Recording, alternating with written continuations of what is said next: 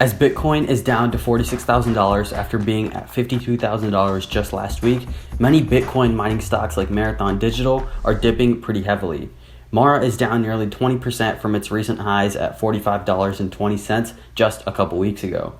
In this video, I'll be going over what I think will happen next for MARA stock, how I plan to trade or invest in this stock, and new strategies that the company is taking to grow. Let's get it. So when Bitcoin made lows in the $29,000 range on July 20th, MARA made lows of about $21. Since then, MARA is up about 70%, but historically, MARA has always been volatile. I believe in Bitcoin in the long term, so I also believe in MARA for the long run. But the reason I like MARA is because it's so volatile. It likes to make large upwards and downward swings, which allows for long-term investment and also short-term swing trades. We can see that since the lows of about $21, MARA has been on an upward moving channel, which indicates that MARA will likely continue to move upwards, unless it breaks below that channel. If MARA breaks below the support line, I think it'll fall to the next support line and test that. But in my opinion, I think MARA will find a support within the channel line, which is right around the pink 180-day SMA, and it will continue its upward trend from there. I'm adding to my position right now because I think the price of MARA is pretty good right now.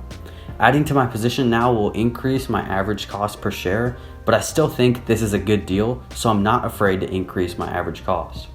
Also, Marathon Digital and its board members are taking a lot of steps to try to make this company grow, which is something I like to see as an investor. We saw them appoint a new CEO in April with the goal of increased leadership for MARA. The new CEO, Fred Thiel, has done a good job so far, and I'm excited to see where he brings this company in the future. Also, Marathon Digital plans to purchase more miners within the next couple months, which will allow them to mine more and more Bitcoin and increase their revenue. They anticipate another 75,000 miners by the end of the year, with an additional 15,000 miners in January of 2022. They expect to produce 55 to 60 Bitcoin per day. They also have lower expenses than many other Bitcoin mining companies. According to a report from April 12th, Marathon Digital's average cost per mining machine is $2,300, which is considerably lower than the $8,000 to $18,000 that others pay.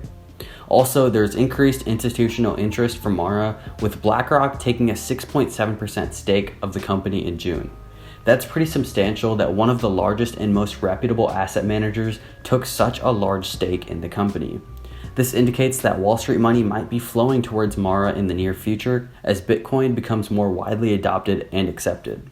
Right now, MARA has an institutional ownership percentage of 35%, which is just high enough to give MARA stability, but it also allows for an increased ownership in the future. That's all I had for this video. Comment your thoughts on MARA. Peace.